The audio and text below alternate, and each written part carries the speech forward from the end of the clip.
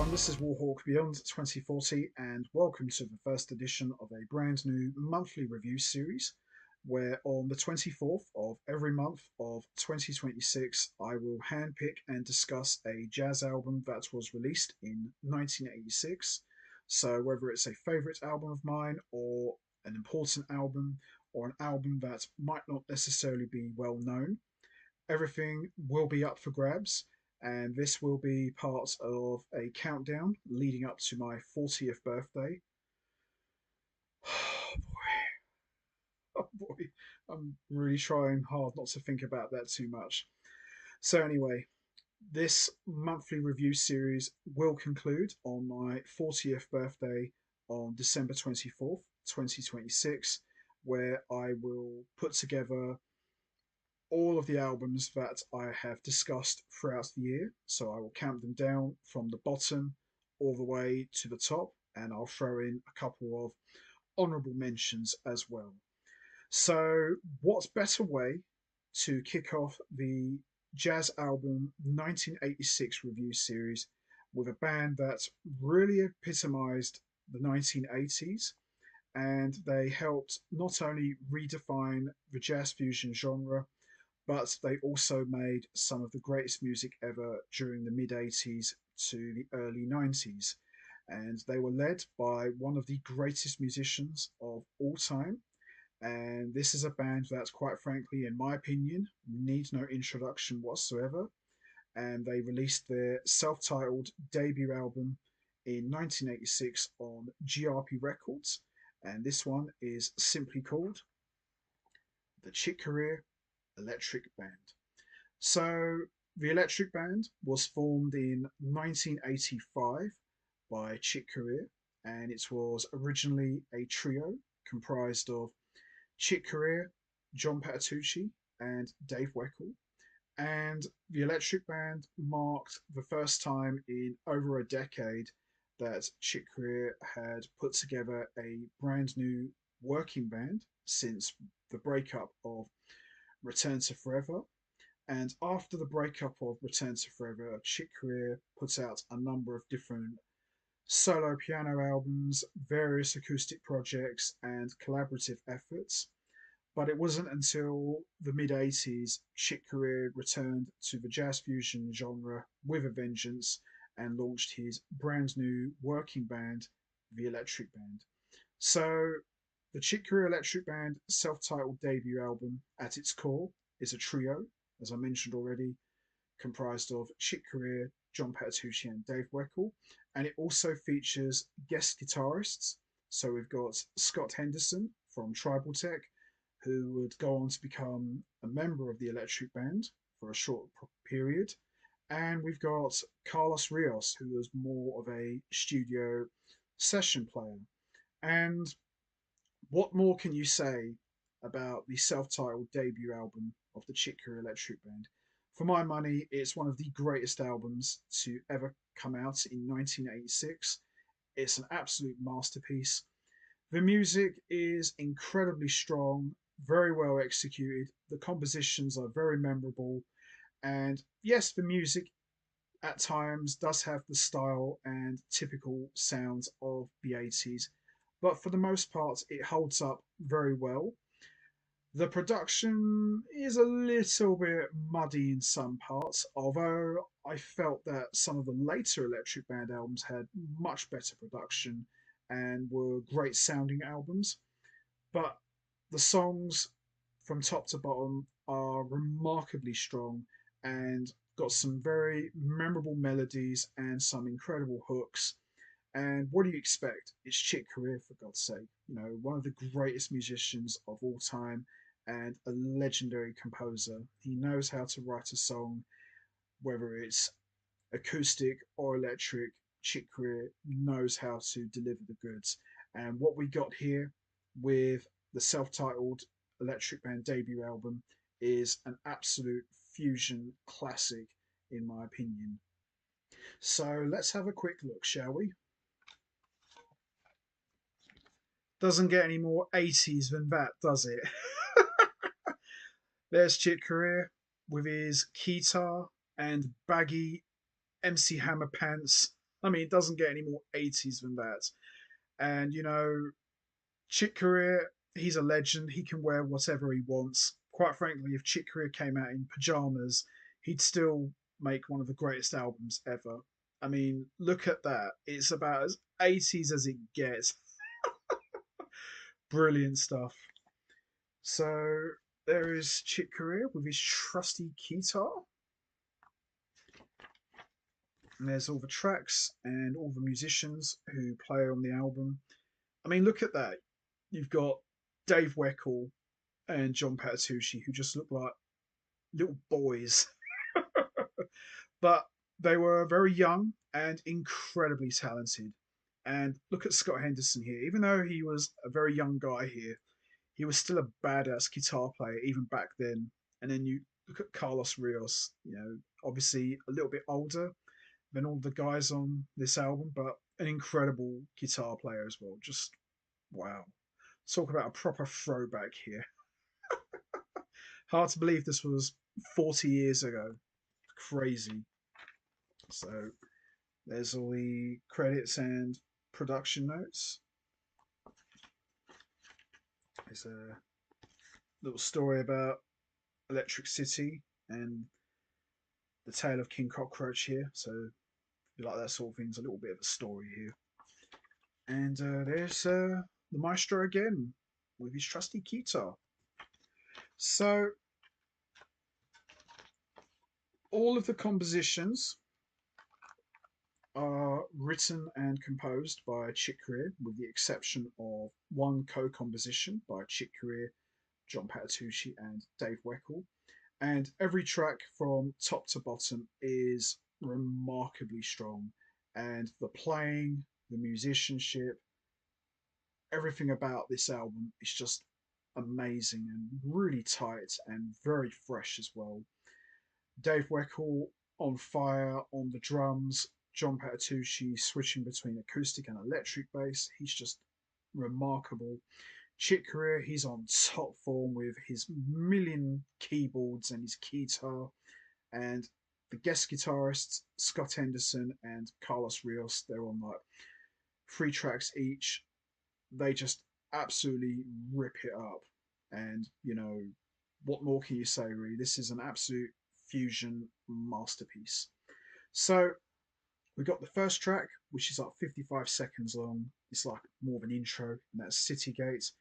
And that opening intro really lets you know that this is not Return to Forever. This is something completely different, and it really helps set the tone for not only what this album is going to be like, but what the Electric Band will go on to become in their career. Just an amazing intro.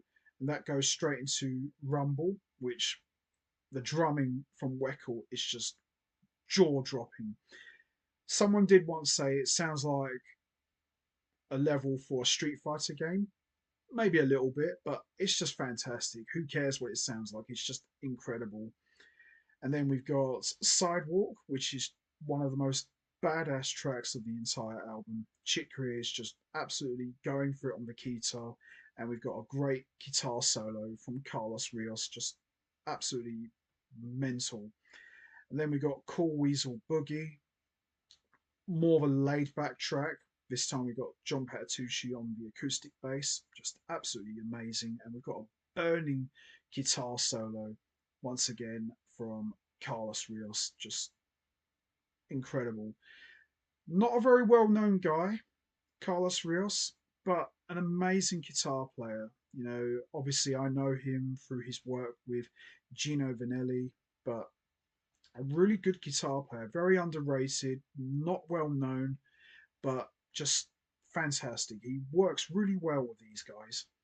And then we've got a Match, which probably could be the greatest Electric Band song of all time. And it's a track that's really stayed with the band throughout their entire career.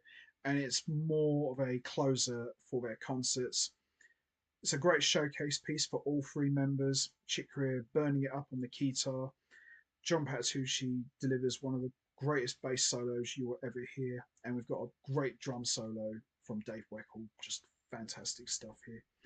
Then we got the very poppy and very catchy Electric City, which has got lots of memorable pop hooks. Very enjoyable track, one you could probably dance to a little bit. You should check out the promotional film for that. It's just so corny, but it's fun. It's a good laugh.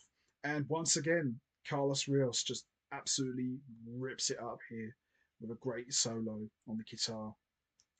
Then we got the haunting and atmospheric No Zone. I prefer the live version of No Zone personally. You know, you get a nice big John Patitucci acoustic bass solo, and that for me is the highlights of the live version, which is on the GRP Super Live in concert double album. But on this album, this track is a little bit shorter, but still very enjoyable. And we see Dave Weckl switches to the electronic drums, and he just really goes for it. It sounds like a machine. It's a lot of power, just a fantastic drum performance from Dave Weckl. And then we go straight into King Cockroach, which features Scott Henderson. What more can you say? Scott Henderson, one of the greatest guitar players of all time, and he just absolutely dominates this track. And I've always said that King Cockroach is Scott Henderson's track. He just absolutely owns the hell out of it. Then it goes straight into India Town, which is very atmospheric and very experimental. It's all right, but I feel it doesn't really go anywhere much. It's just a lot of ambient noise. But I like how Corea and Patitucci come up with a very unique sound with the guitar and the electric bass to make this very unique sound. I thought that was quite a memorable part of this track. But yeah, it's all right, but it's just, I don't know really. I would probably say it's the weakest track of the entire album, but it doesn't make it bad, but I just feel like it doesn't really go anywhere. But interesting enough, India Town never made it into the rest of the set list. It kind of phased out after 86, so there's probably a good reason for that. And then we got two bonus tracks. We got the ballad All Love with a beautiful acoustic bass solo from John Patitucci. Now, the Electric Band were not really known for ballads, but this track, All Love, is just beautiful. Absolutely beautiful. It's probably the most beautiful track of the entire album. It's very laid back, very memorable, very lush, and I love it. It's a really lovely track. And then we got Silver Temple, which is the burner of the entire album and a great closer. And it's got Scott Henderson, and it's over 8 minutes long. And this band, all four musicians, really go for it, and it's fantastic. And what a way to close out the album. And I would say the standout musician of the entire album, all due respect to Chick Corea, John Patitucci, Dave Weckl, and Carlos Rios, I would say it's Scott Henderson. He just absolutely owns this album. And that early incarnation of Chick Corea, John Patitucci, Dave Weckl, and Scott Henderson, even though it didn't last very long, but in the short time that they were together, it was magic. It was absolutely pure magic. I'm a little bit bummed out it didn't last a bit longer. I would have liked to have seen where they could have gone next. But would we have got the classic Electric Band lineup? It's very hard to say. I would have been very interested to see how Henderson would have matched up with Marineful had he stayed a little bit longer. But in the short time that he was part of the Electric Band, Scott Henderson, in my opinion, delivered some of the best guitar playing of his career. He just sounded fantastic and musically matched up really well with these guys, but unfortunately, it just wasn't meant to be. So the standout tracks for me are Citygate, Rumble, Sidewalk, Got a Match, which for me is easily the greatest Electric Band song of all time, King Cockroach, All Love, and The Burner, Silver Temple. But top to bottom, an absolute masterpiece. one of the greatest albums to ever come out in 1986, and it's been a long time favourite of mine. And what a debut! There you have it, the self titled debut album of the Chick Corea Electric Band, one of the best albums to ever come out of 1986. Just absolutely love this album so much. A true jazz fusion masterpiece. Absolutely love this one so much. Great debut album. So that's going to be it from me. I am going to wrap this up now. What's your thoughts on the Chick Corea Electric Band debut album? Did you enjoy it? Do you think it's one of the best albums to come out of 1986? And what's your favourite track on the album? Is it Citygate, Rumble, Sidewalk, Cool Weasel Boogie, Got a Match, Electric City, No Zone, King Cockroach, India Town, All Love, or Silver Temple? Or did you enjoy the entire album from start to finish?